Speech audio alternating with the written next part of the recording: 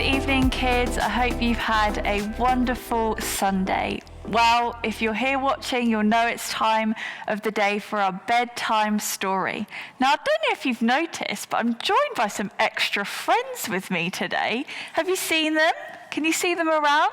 We've got lots and lots of different animals who are sat ready to listen to the bedtime story today. And of course, Sparkles is joining me as well. I'm sure you remember him from before. So he's going to be sitting, listening, comfy, ready to listen to our bedtime story. So, are you comfy? Are you ready? Have you got a blanket? It's a bit colder now, isn't it? So maybe you want to get all snuggly, ready to hear our bedtime story together. Now, I'm going to choose our story that we're going to read together today whilst you get ready and ready to listen to it. And today we're going to read one that's called The Oak Inside the Acorn. So I'm going to open it up whilst you get yourselves ready. Make sure you're all comfy because you don't want to be moving around whilst we're reading so you can listen to what we're going to read today.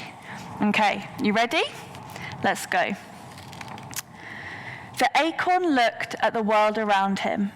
Green hills rolled their backs in the distance. Bright daisies bloomed below him. And above him, a family of puffy white clouds floated through the blue sky. The world looks so big, the little acorn said to his mother. I'm just glad to be right here with you. His mother was a tall, beautiful oak tree. I'm glad too, my little acorn. It's good for you to be here with me now, but when your time comes to go into the world, you'll be fine. I'll be afraid. Mother Oak hugged little acorn in her strong branches. Within you is a great oak, little acorn. Just be the tree that God made you to be. The thought of letting go and leaving the safety of his mother's branches was scary to little acorn, so he tried not to think about it. But deep down inside, he knew that the time was coming. One by one, his brothers and sisters had been letting go and saying goodbye. They had been afraid too, but their mother had assured them with the same words, within you is a great oak. Just be the tree that God made you to be. Each time he heard this, little acorn would look at himself and say, an oak? In me? He was so small, it was hard for him to believe he could ever be a tree. The time to let go came sooner than little acorn wanted. It started with a bump. He was resting one summer afternoon, thankful for the coolness in the shadow of the leaves, when, thud, the tree shook. His mother's branches trembled, and little acorn began to swing back and forth. A farmer's pickup had accidentally backed into the tree trunk. Little acorn had swung before, stirred by the wind or bumped by climbing kids, and each time he'd always held on, but not this time. He tried. He pressed his thin stem into the branch as hard as he could, but it didn't work. He was a heavier acorn than he used to be, and his stem began to pull away from the branch. Uh-oh, Mum! It's okay, little acorn, Mother Oak assured him. You can't hang on forever. It's time. You've got to let go. And down he fell, flipping over and over and softly slipping through the leaves until he bounced on something hard. He had landed in the back of the pickup truck. Can you see the truck here? The truck vibrated and began to drive away. It's okay, little acorn, his mum called out. Within you is a great oak. Just be the tree that God made you to be. Little acorn barely heard the last few words. The truck was already moving down the road, going somewhere, but he just didn't know where. As the truck bounced, so did the acorn. Ouch, he said, this is rough. It gets better, he heard a voice say. Rolling over, little acorn looked up at a young tree. Who are you? He asked. I'm a new little orange tree on my way to be planted. What do orange trees do? Asked the acorn. By now the road and the ride were smoother. We grow oranges. Oh, answered the acorn. He didn't know what an orange was and was just about to ask when the truck slowed to a stop. "Wow," exclaimed Orange Tree, who was tall enough to see out of the truck. "What is it?" asked the acorn. "Trees, orange trees, everywhere. It's an orange grove. That's where lots of the same type of tree grow all together." "Okay, little orange tree, it's time for you to be planted," the farmer said as he lowered the truck tailgate and climbed into the back of the truck. The acorn rolled away just in time to avoid the farmer's big boot. The farmer took the tree and was gone for a long time. Little Acorn stared at the sky as it began to darken. He missed his mother oak and her strong branches. This would be his first night away from her. The tailgate banged and the farmer jumped in. "A quick sweep," he said, "and I'm headed home." Little Acorn had never seen a broom. He barely saw this one before it sent him high in the air, and he landed in some soft dirt. So he's been in a truck, and now he's gone off the truck, and he's landed in some dirt, somewhere he's never been before either. "I wondered what happened to you." It was the orange tree. Little Acorn was happy to hear a familiar voice. "Is this your new home, then?" "It sure is," Orange Tree said, "and it looks like it's your home, too." Little Acorn had one more question. "Orange Tree, what do I do next?" Orange Tree's voice was sleepy. "Just settle in, little friend, and rest. God will make you grow." And so Little Acorn did just that. He rested. That night, the next day, that week, the next month. There, in the soft soil, surrounded by orange trees, he sank deeper and deeper into the ground and slumbered. He slept a long, long time. When Little Acorn awoke, he didn't know where he was. He stretched upward, and when he did, he kept stretching higher and higher until he popped out of the dark dirt into the sunlight. "Well, look who's awake," announced Orange Tree. Little Acorn looked around and then up. "Oh, hello, Orange Tree. Have I been sleeping long?" "Long enough to become a small tree."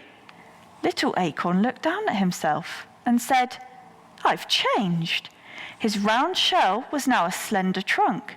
"You are growing up," Orange Tree said. "Now you are a little oak." Little Oak straightened himself and remembered his mother's words. "Within you is a great oak." Maybe she was right, he thought, and he stood a bit taller. But even at his tallest, he was much smaller than the big orange trees. Their bushy branches grew greener and greener. Then, one day, Orange Tree called out to his friend, "Little Oak, look, my first orange!" The big orange trees spoke up. "He'll have many more," they said. "So will I," announced Little Oak. The trees in the grove laughed. They didn't mean to hurt Little Oak's feelings, but they did. "You'll never have oranges," they said, chuckling. Little Oak straightened his branches and pushed as hard as he could, but no oranges popped out. Not that day, nor the next, nor the next. When the farmer came to collect the fruit, Little Oak was worried. He had none to give. "Well, hello, Little Oak," the farmer greeted. "How did you get here?" The farmer walked away, and when he returned, he was carrying a big shovel. "I know just the place for you." He lifted the new little oak tree out of the ground. "Bye-bye, my friend," said the orange tree. The farmer didn't take Little Oak too far away. He carried him out of the grove to his big white house. The farmer chose a spot in the backyard overlooking the orange grove. "Let's see how you do here," he said. Then he dug a deep hole and he set Little Oak inside it. He placed dirt around Little Oak and pressed it tightly around the tree's roots. Little Oak liked his new home. For the first time, he stood taller than almost everything around him. Can you see he's been planted here? He's starting to grow into a little tree. Little Oak was stretching his roots into the dirt when he heard, "Hi, I'm Pink Petunia. Who are you? Little Oak looked at the bright flower near the house. He started to answer, but Pink Petunia didn't give him time. Rosie is next to the house. Hi there, chirped Rosie. Daisy is here too. That's me, said a white and yellow flower. Hello, little tree. Pink Petunia continued. We are soft and we smell sweet. What about you? Little Oak didn't know how to answer. He just knew he had no oranges. Do you grow flowers? Pink Petunia asked. Little Oak never remembered seeing flowers like roses or petunias on his mother. But still, maybe oaks did grow flowers. Maybe I could. Maybe that is what I'm made to do, he answered. So he tried, as hard as he could. Little Oak tried to grow flowers like his friends could grow. As the sun grew hotter, they unfolded into a rainbow of pinks and reds and yellows. Little Oak, however, just grew taller. As the days grew longer, his roots grew deeper. Every day he tried to grow colourful flowers, but he just never could. Pink Petunia could, and so could Rosie, and so could Daisy, but not Little Oak. Finally, Little Oak decided to rest. His branches were tired and drooping. His leaves were dropping. Even the flowers were getting sleepy. We're going to rest now, Little Oak, the flowers told him, and they did. The sky greyed and days shortened, and the whole garden slept. While Little Oak slept, he dreamed. He dreamed of his days as a little acorn on his mother's branch. And deep in his sleep, he heard her soft voice. Within you is a great oak. Just be the tree that God made you to be. When the sun warmed his branches, Little Oak awoke. Only he wasn't so little anymore. He could see further. He had grown taller and wider, and the winds didn't bend him as much. His branches were as big as his trunk used to be, and Little Oak was becoming Big Oak. Many years passed, and each year he grew bigger and wider and bigger, until everything in the farmer's yard looked up to him. Here you can see it's a little tree here, and it's bigger and bigger, and look how tall it is now. It's as tall as the house that he was planted in front of. Now Orange Tree and the flowers called him Big Oak. He spread his big branches and looked around. Orange Tree was taller too, but not as tall as Big Oak. Big Oak was taller than all of his friends. They were wide, but not as wide as Big Oak. He was the tallest. He was the widest. But he still wondered what he was supposed to do. He couldn't grow oranges or flowers. He just grew bigger. And he didn't know why. Big Oak was just awakening from a long winter's nap. His leaves were tiny buds when a young farmer brought 2 ropes and tied them to one of his strong branches. Close by, a little girl was watching. Rosie Rose was puzzled. What's that for, Big Oak? I don't know, Big Oak answered, but he soon found out. Can I do it, Daddy? Can I swing? Go ahead, urged the man. And the little girl with bright blue eyes and hair the colour of Daisy's flowers sat in the swing. Big Oak felt the tug, but barely. He was strong, and little girl was small. With her daddy's help, she swung forward, not too far, but farther the next day and further the next. By the time the sun was hot and the flowers were plenty, she could swing alone, kicking her feet higher and higher until she could see the roof of her house.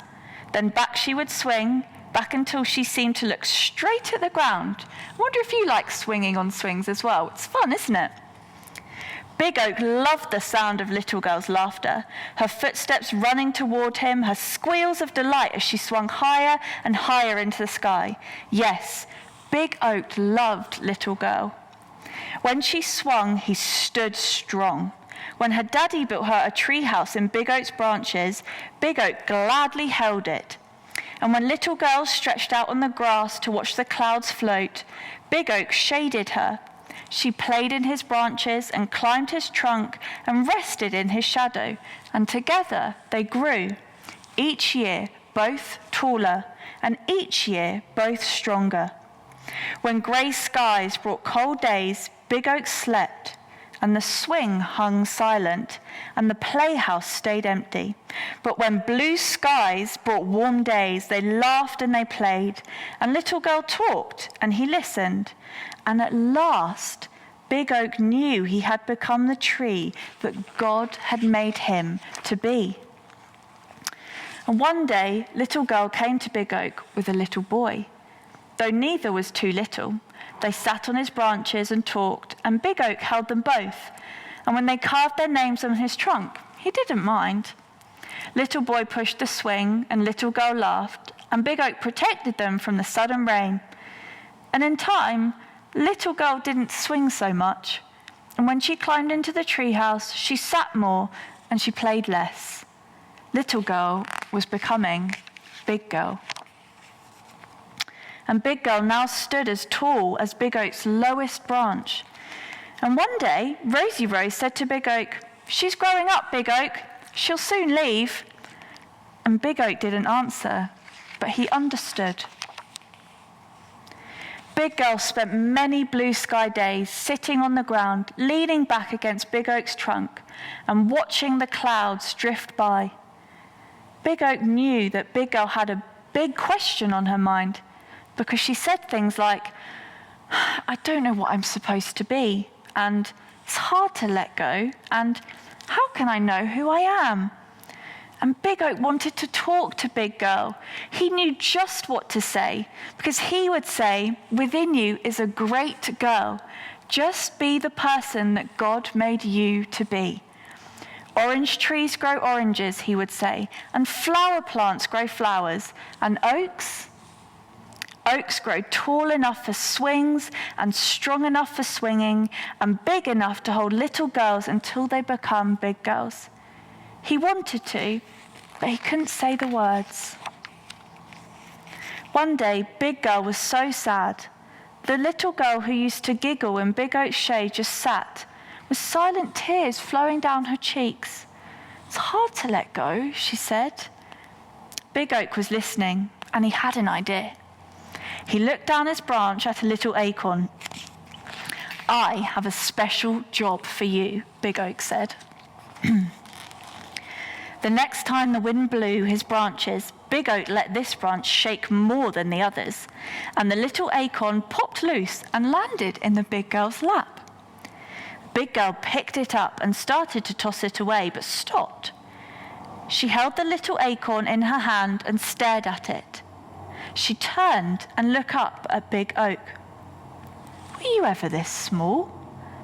Answering her own question, she continued, "Well, of course you were. And you grew into a great oak from a little acorn. All you did was become what God made you to be." She looked again at the acorn, then back at the tree, and her eyes brightened. "Do you suppose that's what God wants me to do?" Big Oak wanted to shout, "Yes!" but he didn't have to. Big Girl stood and announced, "Of course he does. Now it's time for me to let go and become the person that God made me to be." And Big Girl smiled, placed the acorn in her pocket, and began walking away. But after a few steps, she stopped and turned. She looked at the swing, the treehouse. She looked at Big Oak. She walked over to him and placed a hand on his trunk. Without a word, she said goodbye. And without a word, Big Oak said the same. Well, kids, I hope that you enjoyed that story. story. Wasn't it so amazing to think about how that little acorn, which would probably have been this big when it fell off the tree, grew into such a big tree that we see around us today?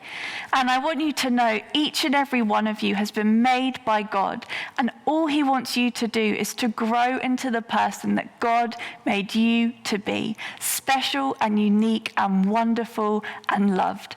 So let me pray for you and your week to end this bedtime story. So, like I've said before, let's put our hands together and close our eyes just to help us concentrate as we speak to Jesus. Dear Jesus, I pray that every single child watching would know that they are special and unique, and that you love them, and that you have made them into be a special person in this world. And I pray that in their week that they would know who they are with you, and you would help them to be more of who you created them to be. And would they know that you love them so, so much. Amen. Well, kids, I hope you have a really wonderful and lovely week, and we will see you soon for another bedtime story. Goodbye from me and all my friends.